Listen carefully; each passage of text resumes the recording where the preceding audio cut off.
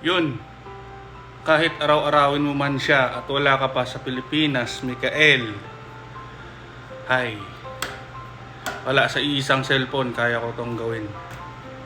Ganito lang kasimple yan. Lahat ng bagay pinaghihirapan. Hindi sa lahat ng bagay, kahit di mo kakilala, pwede mong utangan. Di puwerke, nagkakaresulta yung mga tao.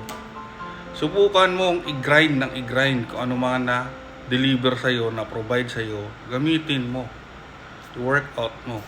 Sayang kasi, pinoprovide sa'yo, tapos ang gagawin mo, aasa ka lang din doon sa mga tao. Kagaya nito. Diba? Ito, isang cellphone lang gamit ko.